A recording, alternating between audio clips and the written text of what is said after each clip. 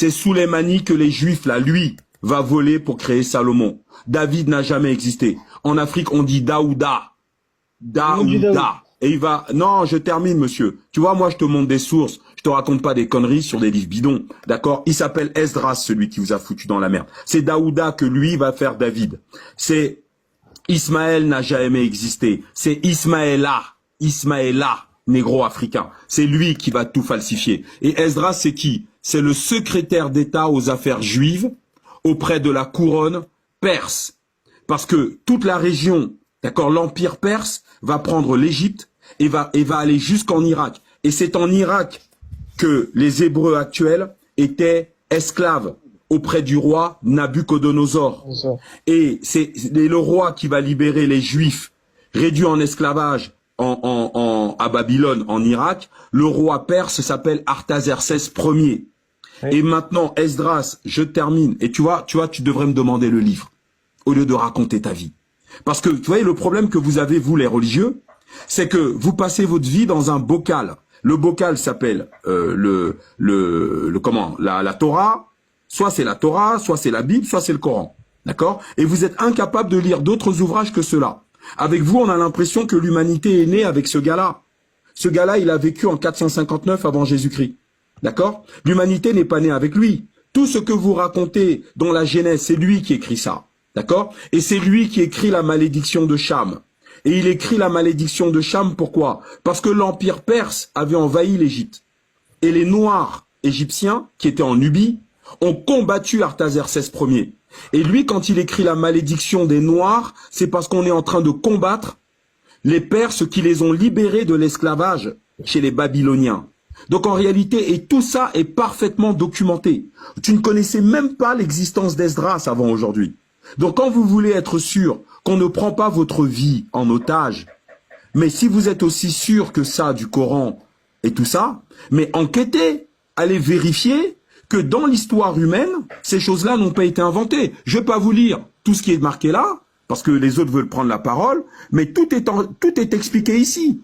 Et ici, on vous explique comment ce monsieur, d'accord, qui s'appelle Esdras, qui est l'auteur de la Torah des Juifs, c'est lui qui invente Moïse. Moïse n'a jamais existé. Si Moïse avait existé en Égypte, je ne vois pas pourquoi on retrouve les corps, les tombeaux, les momies de Ramsès, d'Hatchepsout, de Tihi, de Toutankhamon, mais on ne trouve pas Moïse, on ne trouve pas Salomon, on ne trouve aucun personnage, d'accord, de votre future Bible. Si ces gens ont existé sur Terre, comme nous existons sur Terre, on aurait dû trouver leurs ossements.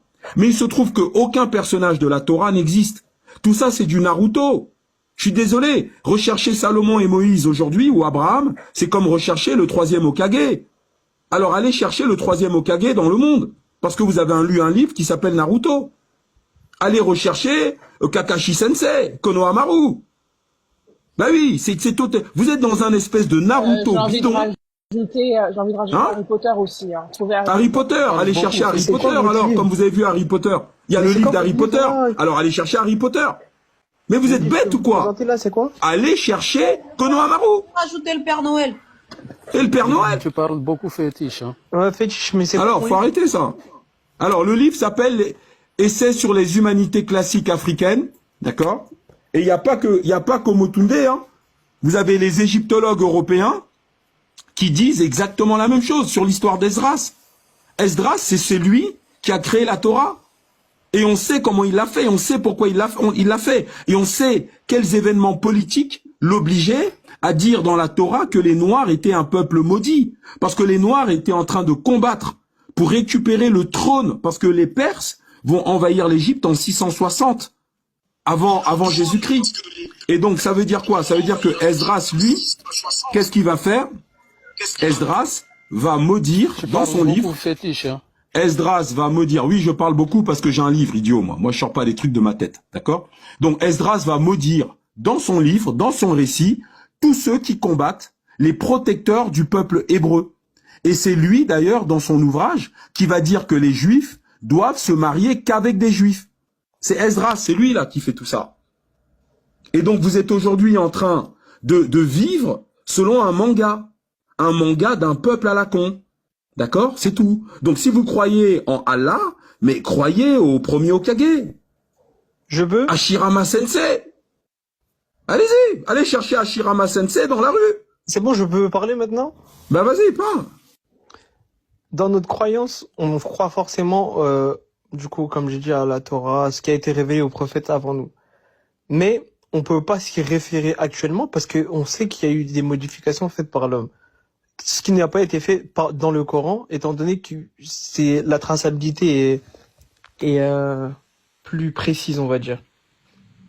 Maintenant, D'accord. comme Et vous Son l'avez Goku, dit, et comme Son vous Goku, l'avez dit, tu il y a penses des que Son modifications, Goku, il y ça a eu été des modifié par modifications les dans la hommes ou Torah. pas?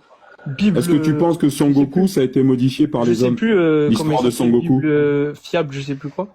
Si je me trompe pas, si je crois que c'était Mais Bible est-ce que fiable. tu penses que l'histoire de Son Goku, ça a été modifié par les hommes? Non, mais je peux finir.